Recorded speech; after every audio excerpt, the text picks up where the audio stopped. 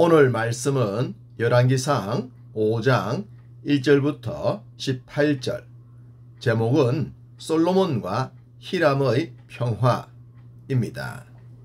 하나님의 예언의 말씀대로 솔로몬은 평화의 시대를 살았습니다. 4절, 이제 내 하나님 여호와께서 내게 사방에 태평을 주심에 원수도 없고 재앙도 없도다. 솔로몬은 아버지 다윗처럼 큰 전쟁도 없었고 자식들에게 배신당하는 아픔도 없었죠. 나라는 역대급으로 강건했고 주변 국가의 관계도 한마디로 평화였습니다. 이런 시대를 살 수 있었던 것은 아버지 다윗이 물려준 나라 덕분이었지만 하나님의 특별 선물인 지혜를 빼놓을 수는 없을 것입니다. 솔로몬이 평화의 시대를 살았다는 결정체를 말한다면 성전이라 하겠습니다. 성전 건축은 이스라엘 백성들을 넘어 이방인까지 동원이 되었는데 평화의 시대가 아니었다면 불가능했겠죠. 성전 건축이 평화롭게 진행될 수 있었던 이유 중에 하나를 본문은 밝히고 있습니다. 1절, 솔로몬이 기름 부음을 받고 그와 아버지를 이어 왕이 되었다 함을 두로왕 히람이 듣고 그의 신하들을 솔로몬에게 보냈으니 이는 히람이 평생에 다윗을 사랑하였음이라. 이방인 히람이 다윗을 사랑했었다고 합니다. 놀라운 말씀이지 않습니까? 외국인이, 그것도 우리가 너무나도 잘 알고 있는 우상의 땅 두로의 왕이 다윗을 사랑했으니 말입니다. 말씀을 드렸듯이 이런 관계가 가능할 수 있었던 것은 다윗이 하나님의 언약에 신실했기 때문입니다. 아브라함에게 약속하셨던 땅을 넘어가지 않았고 제국주의를 이룰 수 있는 군사력으로도 힘과 권력을 낭비하지 않았기 때문입니다. 국내적으로나 국외적으로 평화의 관계를 유지했습니다. 그러니 이웃나라 왕들까지도 다윗을 사랑할 수 있었던 것입니다. 이런 것이야말로 진정한 그리스도인들의 세상 속의 삶이지 않겠습니까? 세상은 많이 가지면 가질수록 더 가지기 위해 없는 자들의 것까지 빼앗으려 합니다. 물론 다 그런 것은 아니지만요. 그런데 믿는 우리들은 그런 흐름과 달라야 하는 것입니다. 많이 가질수록 더 나눠주는 모습. 그래서 불신자들까지도 우리를 사랑하도록 만들 때 그들 속에 하나님의 나라가 세워질 줄 믿습니다. 히람은 다윗과 평화 관계를 맺었듯이 솔로몬과도 평화 관계를 이어갑니다. 이를 잘 알고 있었던 솔로몬은 성전 건축에 필요한 것들을 부탁하게 됩니다. 그는 부탁을 하면서 이런 말을 먼저 합니다. 5절, 여호와께서 내 아버지 다윗에게 하신 말씀에 내가 너를 이어 내 자리에 오르게 할 내 아들 그가 내 이름을 위하여 성전을 건축하리라 하신 대로 내가 내 하나님 여호와의 이름을 위하여 성전을 건축하려 하오니. 역시 여기서도 솔로몬은 아버지 다윗을 강조하고 있습니다.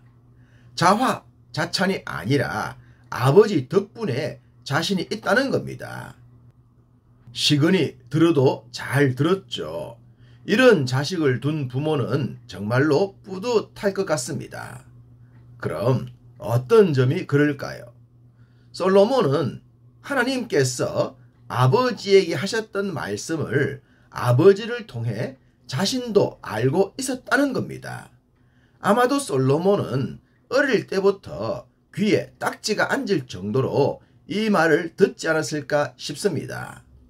왜냐하면 다윗은 자신이 직접 건축할 수 없었던 성전을 솔로몬이 짓게 될 것을 알았기 때문입니다.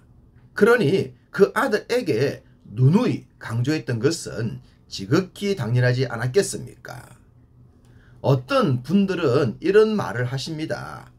자식들을 영적으로 키울 때도 너무 부담을 주면 안 된다고 말입니다. 그들도 크면 자연스럽게 알아서 할 것이라고 말입니다. 맞습니다. 틀린 말씀은 아닙니다. 그런데요, 사람에게는 죄성이라는 것이 있지 않습니까? 이것은 강하게 조절하지 않으면 생각할 수 없는 방향으로 뒤틀려 버립니다. 자녀들은 어릴 때부터 강조하고 강조해야 합니다. 부담이 많이 될 정도로 가르쳐야 하며 때론 강하게 밀어붙여야 합니다. 그래야 하나님을 떠나지 않게 되며 그냥 출석 성도가 아닌 사명자로 살아가게 되기 때문입니다. 솔로몬만 해도 어떻습니까? 성전 건축까지는 토를 댈 것이 없지만 나중엔 반심으로 변하지 않습니까? 물론 최후엔 완벽하게 돌아오죠.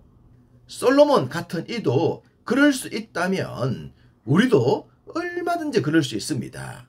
그러니 솔로몬이 성전 건축과 관련하여 아버지 이야기를 했듯이 우리 자녀들도 영적인 것과 관련해서 부모님을 이야기하고 목사님을 이야기할 수 있도록 해야 합니다. 자녀들을 위해서라도 말입니다. 히람은 솔로몬의 부탁을 받자 매우 기뻐합니다. 그리고 이방인의 입에서 하나님이 높임을 받으십니다. 7절 히람이 솔로몬의 말을 듣고 크게 기뻐하여 이르되 오늘 여호와를 찬양할지로다. 그가 다윗에게 지혜로운 아들을 주사 그 많은 백성들을 다스리게 하셨도다 하고 히람은 솔로몬도 축복했고 다윗도 칭송했으며 하나님까지 높였습니다. 믿는 우리들이 세상 속에서 이런 삶을 사는 것, 그것이 우리의 표대이지 않겠습니까? 앞서 말씀드렸듯이 우리보다 우리 자녀들이 그렇게 사는 겁니다. 그럴 때 진짜 자식 농사 성공했다 말할 수가 있을 겁니다. 히람은 솔로몬의 말을 듣고 흔쾌히 동조합니다. 그러면서 먼저 언약을 맺죠. 12절 여호와께서 그의 말씀대로 솔로몬에게 지혜를 주신 고로 히람과 솔로몬이 친목하여 두 사람이 함께 약조를 맺었더라. 약조 곧 언약을 맺었습니다. 우리는 아브라함이 이방인의 땅에 정착할 때 아비멜렉과 평화 협정 맺은 것을 알고 있습니다. 이삭도 그러했죠. 야곱도 삼촌 라반의 집을 떠나 고향으로 돌아올 때 추격해온 삼촌과 평화 협정 맺는 장면을 보여줍니다. 약속의 땅 가나안을 정복할 때 여호수아가 기브온 사람들과 평화 협정을 맺지 않습니까? 기브온이 속였지만 체결된 언약은 바꿀 수가 없었습니다. 평화 협정, 솔로몬과 히람이 맺은 이 결정으로 인해 성전은 그 어떤 불협 화음 없이 진행될 수가 있었던 것입니다. 이방인과 체결한 이러한 평화협정은 궁극적으로 만민들을 구원하시려는 하나님의 구원 계획과도 통한다는 사실을 우리는 여기서 기억하면 좋겠습니다. 17절 이에 왕이 명령을 내려 크고 귀한 돌을 떠다가 다듬어서 성전의 기초석으로 놓게 하매. 만약 다윗이 이 장면을 봤다면 어쨌을 것 같습니까? 언약궤가 들어오는 것을 보고 바지가 내려갈 정도로 춤을 추었던 다윗입니다. 아마도 이 장면을 보았다면 눈물을 흘리며 감격에 겨워하지 않았을까 생각됩니다. 제가 이 부분을 묵상할 때 다윗의 그런 모습이 떠올랐습니다.